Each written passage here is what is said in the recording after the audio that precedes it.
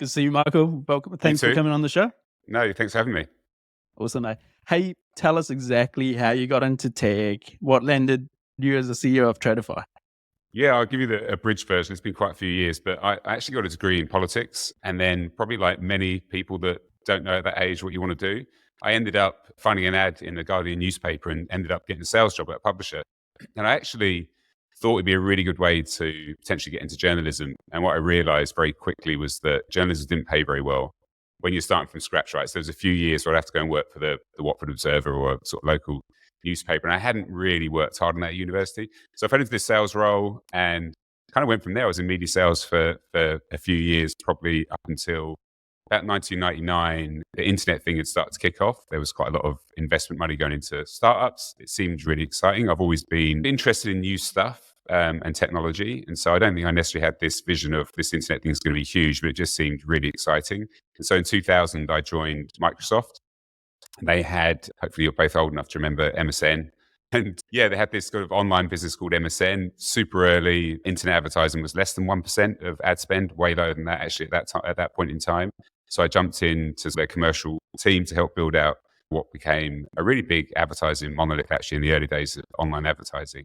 So that was amazing for me. It was a really great experience. I spent 7 years there. I then left in 2007 to run what was AOL UK, so AOL's business. So again, you're probably both America Online, as was, or as is, and their business, which gave me broader general management experience. So it took me more away from purely being focused on the commercial side of that was a big part. And that was a fantastic experience. Did that for a couple of years. And then I joined a French startup. So I really had this itch to do something more entrepreneurial. I think when you work in a big company like Microsoft, in many respects, that job was quite entrepreneurial because it was also new. So every year, being there 7 years didn't feel like 7 years. It felt like a different job. Probably in the first couple of years, every 6 months. But certainly every year, it felt like a very different experience. And just the growth in online advertising, just to be part of that, it was pretty phenomenal. So I met a number of venture capitalists and just said, look, I'd love to jump into a smaller thing, help build that. I landed on this French company called Critio. And Critio was an advertising technology business. And it was probably around 50 people. I jumped in 2000 and we grew that to a couple of thousand employees, a couple of $1 billion in revenue over about 7 years. And we listed on the NASDAQ in 2013. So that was just a phenomenal, for me, that's probably still one of my career. They're all career highlights for different reasons, but that was a really incredible career highlight. I moved to the US, to New York in 2015 with the company. Again, I always, had a bit of an itch for lots of different reasons to live there. For me, it felt like the center of the universe for kind of technology and software businesses. And then in 2019, my wife is originally from New Zealand. We got 3 kids. My eldest was going to middle school and she just said, oh, should we try something different? And I think when you've moved country once, it seems less intimidating than it might do. And we just said, yeah, there was no real plan. I was quite happy in New York, but we just made the move, came down here in 2019. I immersed myself in the tech scene that was here and then met Adam Clark, who was chairman of Tradify at the time. And he said, look, hey, Tradify is a really cool business. Why don't you meet Curtis, who's the founder? Which I did. We got on really well. And I jumped on the board of Tradify in 2019. And then about a year into that, Curtis put his hand up and said, look, I really think it's time for us to find a CEO. It's time for me to step back. And he asked me, and I thought about it for a split second. And it was an easy decision. It was one of those things where Tradify reminded me of the feeling I had when I met the Critio founders. And that was great business model. You got this recurring revenue. You got this set of customers that need the product. It really has a big impact on their lives. They're going to pay for that on a regular basis.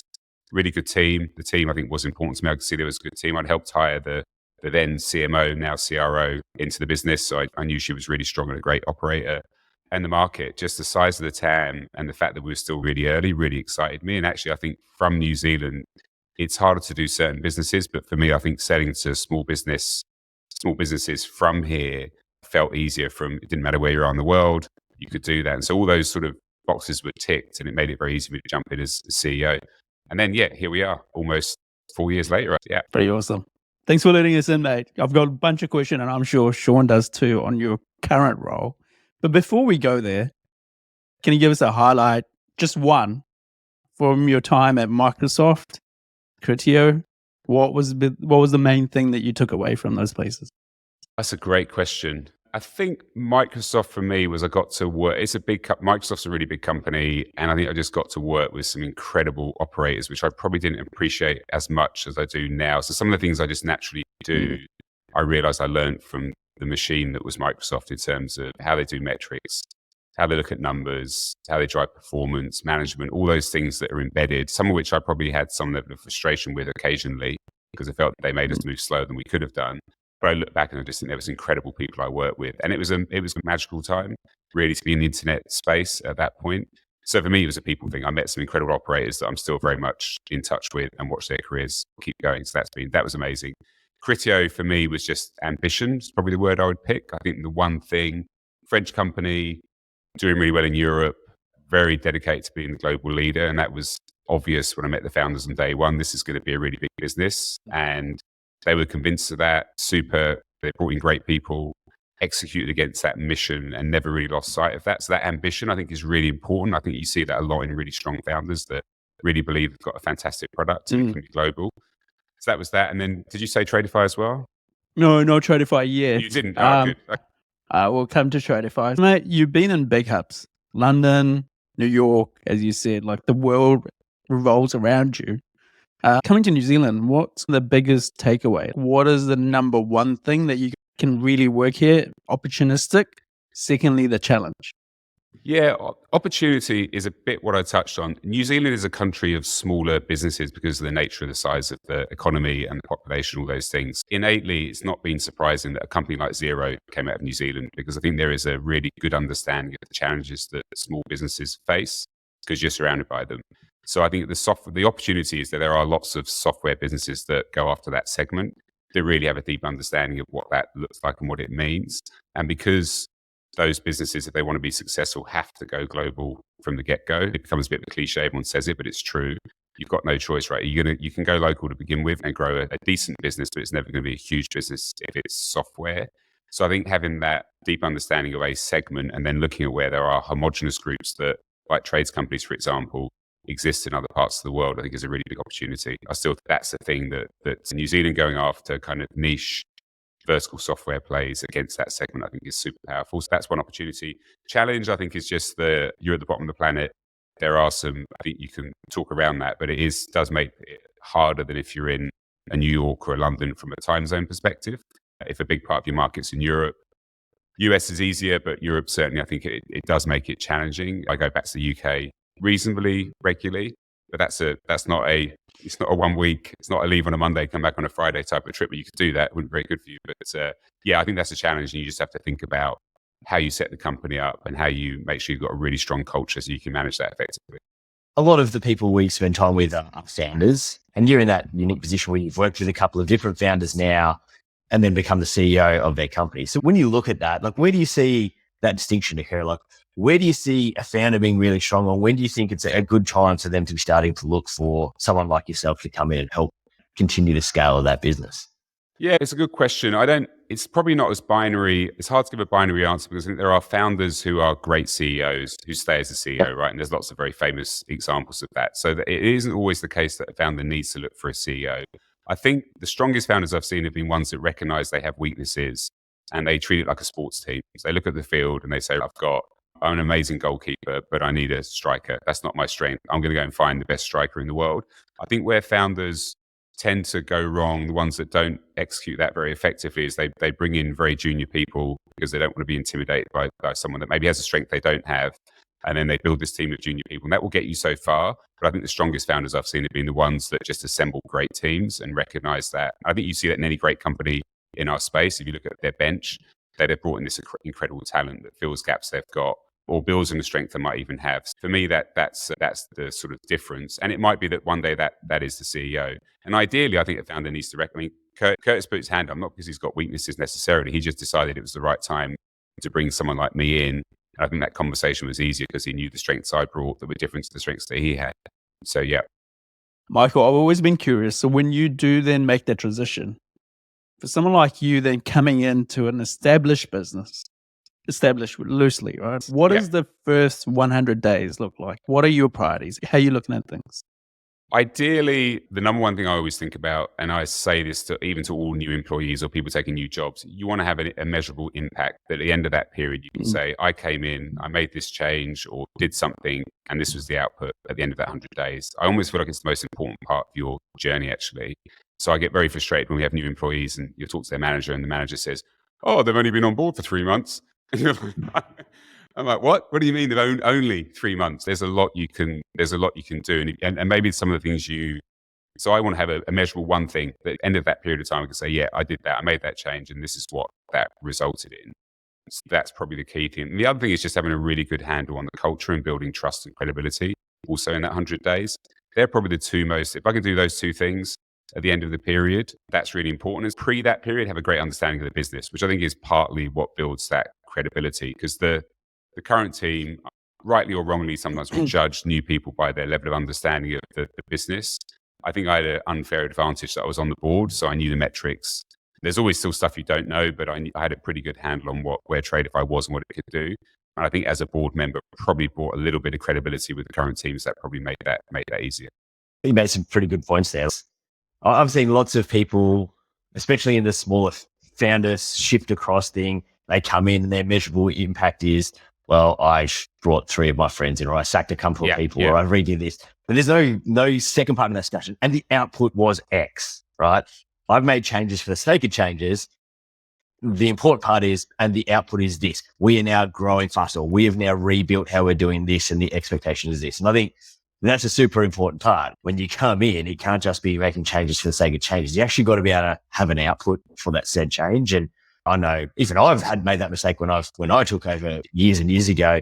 We did stuff, but I don't think we articulated the output very well to the whole team. And that leads to your second point of culture. I think still people remain the most important part of business, right? Yes, 100%. Yeah. If you can't articulate the why behind things, I think you end up leaving a good bunch of people behind. And in that first 90 days, that's when you get to make that impact of getting people to go, oh, I can go on a journey with this guy. Yeah, that's going to have the outcome. So yeah, that's really handy tips. Michael, how do you view the leadership team? How do you establish one? There's a strong narrative that exists, especially amongst the investors, is that you need to bring in people who've done it 2 or 3 times over, or 2 or 3 times the size of your current revenue base. How do you view things? What's the balance there? I don't necessarily entirely subscribe to that. If I go back to my sports example, then yes, that naturally you would think, okay, the ambition is to be this big, therefore I need to assemble a team. But you have to think about the right timing. So I think the mistake that often happens is people bring in the superstar who's scaled, but they bring him in too early. So the superstar sat there going, there's nothing here for me to do yet. I need you to be 400 people, 500 people, whatever the number is, and then I can really bring some strength.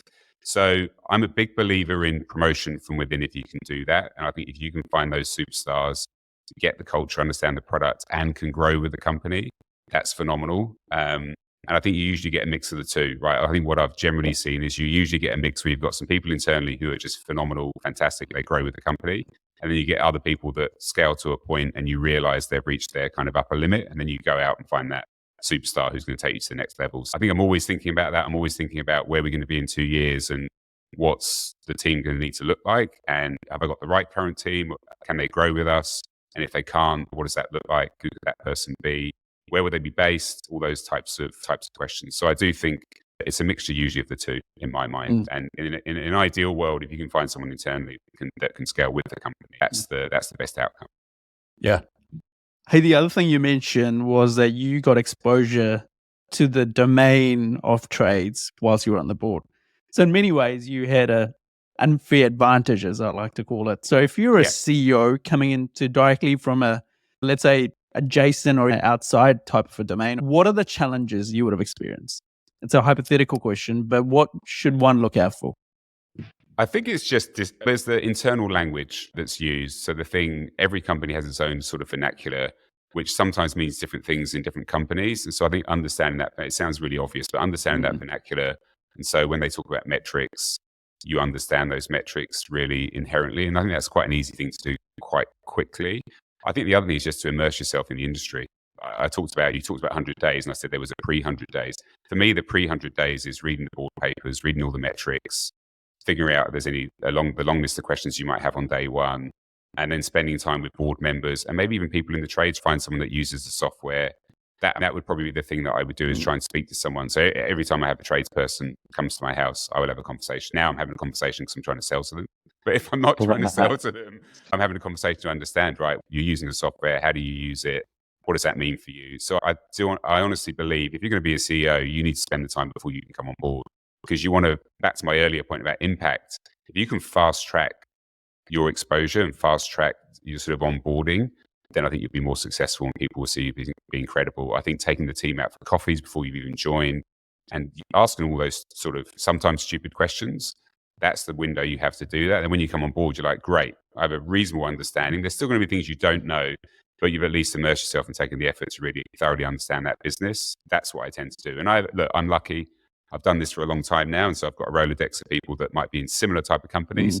I'm going to pick the phone up to them and say, hey, look, you're running a SaaS business that does sells to small business. Like, what's the biggest challenges you face? What should I think about? And that can also be really useful. So yeah, I think that pre-work is, if you're serious about it, is really important. Yeah, and I get in that domain part right. Ricky and I are across multiple companies now. And so I've spent the last 3 weeks calling different customers for each of these prospective people we're working with and just getting to understand how they think, how they operate, how do they make their buying decisions, why do they make those buying decisions, what's important. I think I spent more time with construction people and people who run shopping centers in the last 3 weeks than I've ever done in my life. Because the construction that we're dealing with is slightly different from the trades that we dealt with in the old days. But it's really hard to bring previous experience you may have in scaling something if you don't also pair it with an understanding of the customer base you're doing. Because though I have previously scaled something, or Ricky's previously scaled something, not everything is going to apply. It's not as simple as cutting out that piece of paper and going, here's said piece of paper. You actually have to still understand who you are selling it to, their customer journey. And I think over the last 2 years, I've watched a big change in SaaS where we're starting to talk a lot more and realize how important customer journey actually is. And it's putting a much bigger focus on some of the things you just talked about. Actually understanding your client becomes one of the most important things you can do, no matter what your role in the company is. I love that advice. Get in, spend that 30 days, learn about who these people are, both internally and externally, so you're ready to make that impact. Yeah. Michael, being a CEO is quite a lonely job. I've had the pleasure of knowing Sean for many years, obviously a good friend, and I've known you. What does the support structure for a CEO, a good support structure, look like? Because times can be difficult, man, leading a global team. You've got big leadership teams, you've got expectations. So how do you find that balance? Who do you look to for advice? First thing I'll probably do is I think you have to be very mentally resilient to do these types of jobs for all the reasons you mentioned. It is pretty tough. I was listening to a podcast the other day. I think it was the CEO of Okta, and he was talking about when he was running engineering and this is the best analogy I could draw on it, actually. I think it was a great example. He was running engineering at Salesforce, and he said, yeah, I made really quick decisions. And then suddenly I was CEO at Okta and I wasn't making decisions as quickly. And the reason was there was always a boss there at Salesforce to say, oh, hang on a minute, slow down. Maybe that's not the right decision. So for me, that was the best example of why it can be tough to be CEO, because at some point you've got to make a call. So I think you have to be incredibly mentally resilient. So whatever that takes, for me, it's like exercise, meditation, whatever you need to be able to zone out and make yourself mentally prepared to make those decisions. And then I think it's having a good board. I think your board, although they're in a way your boss, your ultimate boss, as is your shareholders, they're people you should be able to lean on and pick the phone up to when you have those tough decisions or things you're not sure about. And then what I referenced before, I think having a network of either mentors or people you've worked with before who are doing similar things, that's the best therapy you can get. I find if I phone other CEOs and say, oh, I had a really bad week, or this didn't go as I expected, and hearing them say, that's exactly what happened to me 6 months ago, and here's what I did, that's actually really useful, because you're like, oh, okay, I'm not failing. This is a known. This is how I'm going to deal with it. So I think it's important to be able to speak to those people and have that network. I think that's the advice I give to younger employees. Your network is the most valuable thing you're going to have moving forward in your career, partly because they're more likely to get you your next job, but also because they're the people you're going to lean on, right? Their careers will grow with your career. They're the people you can meet with a coffee and say, hey, look, I'm having a tough day. This didn't go as planned. What would you do? So yes, that's my kind of mechanisms that I use. But exercise and those things are really important to me. True, mate. Such a great advice too, like for people at all different levels. Lean on your network. So the other thing I was going to ask from there on is that CEOs and leaders are put in these positions of role models, especially for the younger crew. We all make mistakes. And I'm sure you made plenty, Michael. Can you share a few that you made along the way that you go, I wouldn't go there again? And these are the reasons why. Probably the most common mistake is when we've hired people and I've said, and I believe my leadership style is if I've got someone who's on the leadership team, then I'm going to empower them to be successful. That's my role. And that means when you empower, it means true empowerment. It means you're going to hire the team. I'm going to support you in that, but I might have an opinion. And occasionally I've had strong opinions about people where I've said, we shouldn't hire this person. And we've hired them. And all the things you said that you thought, I'm not sure about this, have come true. And that isn't a failure, because I think you need to let people make those mistakes for them to realize that for next time. But I think that's usually the most common mistake. And if I look back, the things that have frustrated me the most is not calling. If I've ever made mistakes, it's not calling on people early enough and moving fast enough on those decisions. And they're the thing that I think a lot of people struggle with, is they accept mediocre for too long, and that can damage the business. So for me, I try and move really quick on those things. I think it's better for the employee, it's better for the company. In terms of other mistakes, I think there's product things we've talked about and not executed quickly enough that we should have. I think we've seen things in the market and we've sat there and said, okay, that's not as important as these other things. I think that's probably a common mistake. I'll give you a real example at Tradify. We've just rolled out tiered pricing. We've resisted that for a long time. We've wanted to keep the platform simply priced for our customers, because we think it's easy for them to understand what they're getting. But over time, there is a difference between different sizes of customers, right? And the level of complexity they're looking for and what they're prepared to pay for that complexity. So I think we could have done that earlier, possibly. We've just done that now. I think it's a really good step for us. I think it's a good thing that we did that. Yeah. Just on that though, trying to dig a bit deeper. So when you've gone through the exercise of pricing, how did you reach that decision? How did you discuss that with your leadership team? How did it actually flow out? Yeah, pricing is something we don't talk about probably nearly enough. So like the process you go through to do your pricing study would be really interesting to discuss. Yeah, our approach is customer. We're very much customer led. We have a sort of, one of our company values is we put tradespeople first. And it's not just lip service. We really mean that in terms of how we onboard people, how we support them, all those types of things. We're very research led. So we will do a ton of research before we make decisions, not to slow us down. We will try and do it as quickly as possible. We're very thoughtful about talking to current customers, using a company to talk to external potential prospects or people that aren't using software, to really fully understand what's the value drivers of our product. What are they looking for in a product? What are they prepared to pay for that product? Are we priced appropriately? Are we overpricing? All those types. So we did a ton of research, which gave us a decent, we might have known some of those answers in advance, but it gave us the confidence that, yeah, this is the right decision. And I think you have to be really careful with pricing. I think a lot of SaaS companies, it's an easy lever to pull. It's not always the smartest one to pull, but there's definitely nuance in how you think about that stuff. But we're very research driven. So I think we did a lot of research, spent time on this to be really thoughtful around how we rolled that out. And then even when we roll it out in cohorts and make sure we're getting the right feedback from customers. And then we do a fuller rollout. That's pretty much how we approach most things. Which is really awesome, right? So you did research, you did outbound research, inbound research, customer research, rolled it out to cohorts, made sure you knew what you're doing. I think that's really solid tips. If you're going to do it, you can break it to cohorts, do your research, speak to customers, speak to prospects, and find out what features matter and what they're willing to pay for those things. It is something that not many people talk about, like how to actually do a pricing study, which I think you just articulated really well. And then again, it is a super easy lever. When things are difficult, you tend to see every software company tries to pull that. I think I pulled it once in 10 years, and now it seems to be a very common thing to do very regularly. But as long as you're doing those things and actually doing it with, I like your term, research backed, then you can at least be making decisions that aren't going to negatively impact the way your customers are viewing the product, which is what you need to avoid. So yeah, and we pay and we spent money on it. We spent money to work with a company that were the experts on looking at these things, right? Who could do that work, right? That's the other thing, is that don't try and be the expert at everything that you are, because you won't be. And so we looked at how much that would cost us and said, this is the right decision. It's strategic, it's important. And then we outsource to someone that's experts at doing that type of stuff. Yeah, I think that's key. Hey, Michael, a lot of people listening in always want to know what a day in a life of a CEO looks like. So in your current stage, I know no 2 days are the same, but what does a typical day for Michael look like? I'll always start with a coffee, usually. Strong one. Yeah. A strong one, yeah. Honestly, I come to the office most days. Usually, I'll start the day looking at what I set out to do for the week and just thinking about how on track I am with that and what the biggest decisions are that need to happen. And that will differ by week. So based on our planning cycle, where we're at, I'll then usually spend time with the team. So my direct reports, the CTO, chief of staff, just looking at what we're working on, how far down we are with that.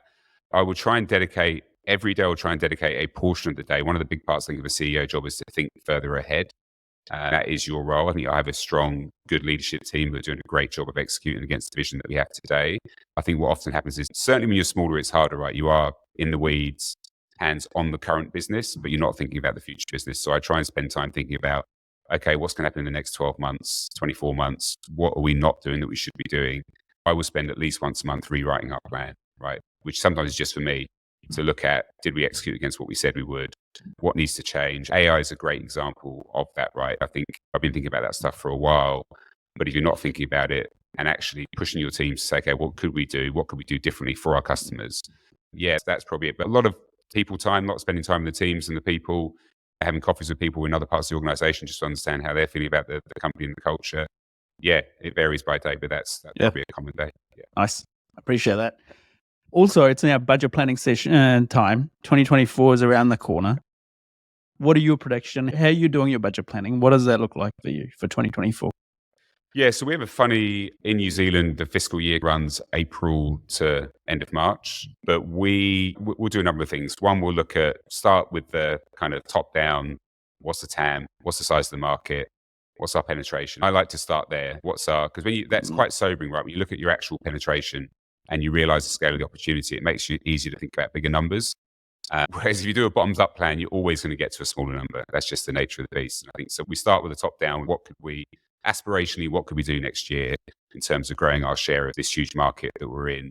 And then we do some validation exercises about what that could look like. In parallel, there will be a bottoms up process, right, with our CRO to say, okay, what do you think by market next year could look like? And then we align those two things, look at outside influences, which the world is moving so fast at the moment from a macroeconomic perspective. It's very hard to predict those things. And we try not to be too pessimistic on that stuff, but it's worth having a number of scenarios. So I always scenario plan this stuff. I will have 3 scenarios. One, which is everything goes as we expect it to go, or everything goes our way. Super lucky, everything goes our way. That's a certain number. Down to another side, which is, okay, some stuff goes wrong. Stuff we can't control and things we can control. What does that look like? And somewhere in the middle, usually, in my perspective, is the right number. So that's at a high level, that's how I think about these things. Do you take seasonal consideration into the mix? Because given you're a global business, so what's home market doing versus Europe and America? How do you view that?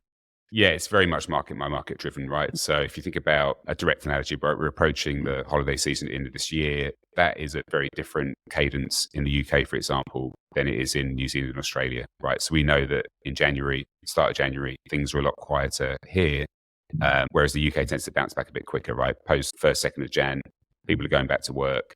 Whereas here, actually, it's a slower start. People might not be back in until the 9th or 10th. But so those things are all, we look 14th, 21st. Whatever the day is, yeah, speak for yourselves. Yeah, whatever day that is. But look, that seasonality is baked into our data. I think the thing that's sometimes hard for startups is what you did 2 years ago is almost irrelevant to what you're doing today because of the speed of growth. That's the hard thing I think people struggle with. But yeah, we have a pretty good handle on seasonality in general, right? We know summertime in other parts of the world is very different to what it would be here. So yeah, that's factored in. Nice. Hey, let's go on the other side. What's been your most rewarding moments to date at Tradify?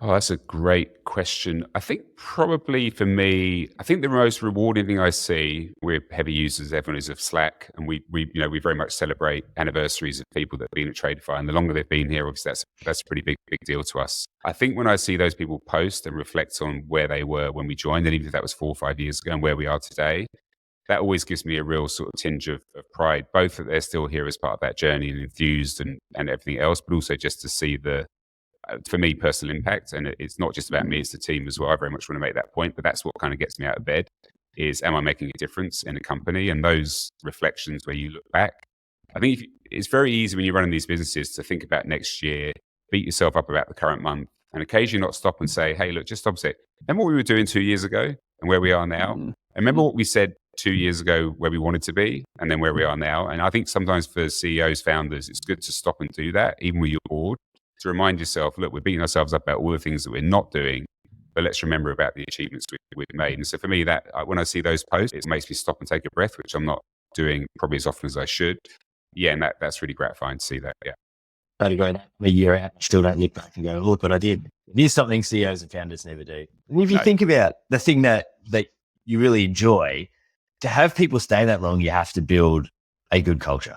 And I find culture a weird word because everyone can list me the 5 things that their company is culturally, this is my culture and we do, but the reality is it's not words, right? Culture is something that all of you together build. How have you and your team gone about building the successful culture of Tradify? What are some of the key tips? Like, it's hard to say how you go. What are some of the key tips and things that you put time and effort into as a CEO to help build and maintain that culture?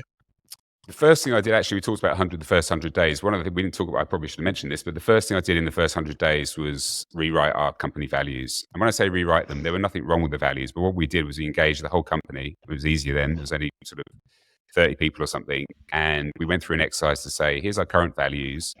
We gave some guidance around where we thought they could be. And then we let teams brainstorm for I think we spent a whole afternoon doing this, actually. We invested the time to let the team input into what the values could be. And they were nuanced. So I'll give you an example. We had one value, which was be kind. I never liked it because I just thought, shouldn't we all just be doing that anyway? But actually, if you meet Tradify people, it was very true. It was a really super nice culture. People were very respectful of each other. But the downside of that was there wasn't a huge amount of conflict. I'm not saying there should always be conflict, but it meant you didn't always have those tough discussions because people weren't as direct as they could be. So I was quite keen to have a sort of value that embodied that kindness, but also made sure that we didn't shy away from conflict and debate and all the things you need to be rigorous in a business like ours. So that ended up evolving to be direct and kind. And so what that really meant for us is if you're in a meeting and you disagree with something, disagreement is actually healthy, but it's how you deliver that disagreement. It's how you deliver that feedback is really important. It needs to be constructive. So that permeates the culture. And we made that shift and that change. So I think that was a long way of saying values for me underpins the culture. And if the values are something you've searched for on the internet, written up on a wall, put stickers all over the place, and done a big rollout, but they're not authentic, there's no point. I used to work many years ago with a very big bank, credit card company, and in their offices, they used to have these values, which we put customers first. And I remember I was walking with one of the senior people at the bank, and I was like, I struggle a bit with this one because you sign people up on this super low APR credit card, and then you whack it up to this inordinate level after 6 months. Is that really putting the customer first? Like, those things don't seem...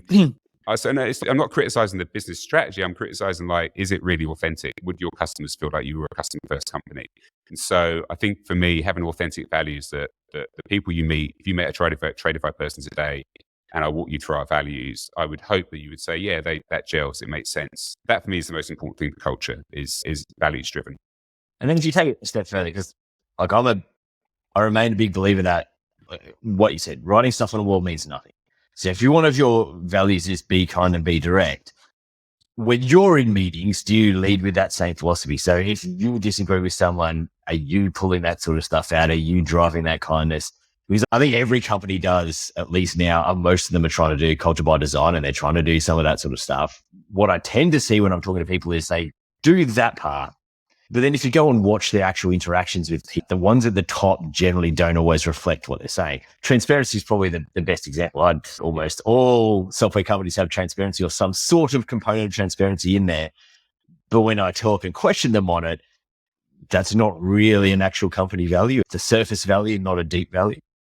Yeah, that's what I mean about being authentic. I think you should just be honest with yourself as a leader and as a leadership team and say, yes, this value would be a great one to have, but we don't operate that way. I think that's absolutely fine. And that's my point about the bank. I think it's just about that's what authenticity means to me. It's not a buzzword. It's just about it reflects you as a person. So yeah, I like to think I'm constructive and kind. And if I'm not, look, sometimes I might not be. I might be super direct and want to get stuff done. And then you need a team around you that say, hang on a minute, Michael, you weren't. And I have a great people and culture leader and she will call me out on that stuff. And I'll take that feedback. I think you have to be open to that feedback. So 100%. Yeah, that's what values aren't about being that value 100% because you won't be. Exactly. And we make mistakes, but it's about calling each other out on it. And I think you can do that in positive ways. So we have a high five system and someone gets some money at the end of every month to go out for dinner for two. And that's based on the values, right? It's not based on operational performance. It's based on their peers recognizing them reflecting different values across the company. And so that's a good way for us to embed the right behaviors. But yeah, you've got to reflect the kind of the values of the company in each of your leaders and the team. I love that. Like you said, you can't do it 100% of the time. There are times where you can't be transparent, right? There are times where you're going to be transparent and say something and then 3 months later go, actually, we can't do that anymore. And have to change it. Yeah, and I think great example. Yeah. What you're talking about is the important part. As long as you explain the why. Hey, I was really direct with you and I didn't do the kind of thing. I'm really sorry. what we were doing is we need to move really fast. I apologize for that. People are still adults that are working for you. They understand that you are not direct and kind 100% of the time, because you also have stress and jobs and families and things that you need to achieve. That's where I think that whole, what you've built really is you've got a really good connection with all of your people. So you can have honest conversations. You can make mistakes and have people go, oh, Michael, geez, you're a bit of a dick in that meeting. And you'll be like, oh shit, yeah, probably was. And you can go solve that. And I think that is the best example you can get of that you've built a good culture. People are willing to say that to you, and you can then reflect and fix. And I think if that's happening in your business, your culture is good. Michael, shifting gear here a little bit, more than 80% of the ANZ SaaS companies don't go past 10 million ARR. There's probably a million and one reason as to why. But you guys seem to have cracked the code. You've now gone global, you're getting traction, you're on the right growth curve. What's been top two or three things that come to mind that really help you do that, crack the code? Ooh, that's a good question. I think the first thing is the product, like having a great product. I'm a big believer in that. I think that goes a long way. I think if you've got a great product, then a lot of the other stuff can be easier. If you haven't got a very good product and it's not competitive, then you need to have a really serious look at, are you really going to compete, right? That's a question I often have when I meet founders of other businesses. When they're super early and they're like, I've got this amazing product and I'm the only one. And then I'll be like, okay, what are you doing? And then you look on an app store, you say, look, I can see a gazillion other companies doing the same thing. But only I see them doing the same thing. Some of them are doing it better and they haven't done the research and haven't looked at that. And so I think being honest about the area that you can win with your product, I think is really critical. So I think I was lucky that Kurt's built a great product. He understood the psyche and need of our customer base and had built a great product that we can get good product market fit. So for me, that's number one. And then that sort of understanding of the customer, I think, is tied to that. I think great product leaders have a really deep understanding of their customer base. And so I think we've always had that ingrained within the company. And then I think it's just about understanding your go-to-market. I think having great go-to-market leaders that understand a model, and it is a model. For me, it's a model. It's not just people-driven. A model that can scale, that you go, okay, we've gone from 1 to 10, then we're going to go from 10 to 20, then 20 to 30, whatever those numbers are. I think that's the most important thing. And so that's like how you approach paid media. It's how you build your sales team. It's how you onboard your customers. Like having a vision about what that could look like and being able to scale it as you grow the company. That for me is, they're just the two. That is 1 and 2. And then obviously 3 would be operational. Like how does the company run as you go global? So we have a third of our company are in the UK. So like, how's that going to work? At some point in time, I knew we'd have to hire someone to lead that part of the business for us based in London. And again, we knew that in advance, right? 6 to 9 months out, we were like, okay, this person's going to need to be there soon because you've got a team of people that are not senior. They're going to need someone that can guide them on a day-to-day basis when we're predominantly sleeping, right? And so how does that look? So I think having those 3 things together, that's how I always think about it. But the go-to-market is really important. Once you've cracked product market fit and you understand you've got a decent product. I agree. Product, people, machine. And the last bit that I really want to come back to, Michael, is metrics. You mentioned something at Microsoft, like it was a machine, they had everything figured out, there was really good operational cadence in place. When you look back at the experience, what can you take away from there and have been able to apply at Tradify? How do you view metrics? What matters most to you and the leadership team?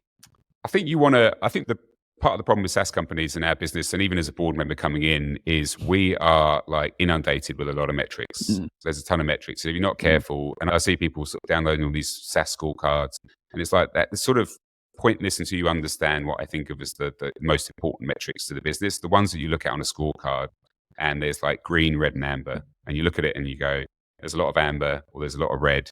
We got a problem. I think understanding what that looks like is probably the most important thing for me. And then I think understanding, and the other thing is understanding the difference between vanity metrics and metrics that really drive the business. So there's a lot of metrics which are important to you guys are investors, right? There's metrics that are going to be important to you, but don't necessarily drive the day-to-day operational business, but they are still important. So I think as a CEO, you're remiss not to think about those things, but you might make conscious decisions around some of those vanity metrics. They're not going to be great for a period of time because you're building something operationally that will enable them to be great in 2 years. And I think you make those conscious decisions and it's important to do that. And so for me, and then I differentiate those operational metrics that drive the business and our performance from those kind of top level things that our shareholders, investors, and everyone else is going to care about.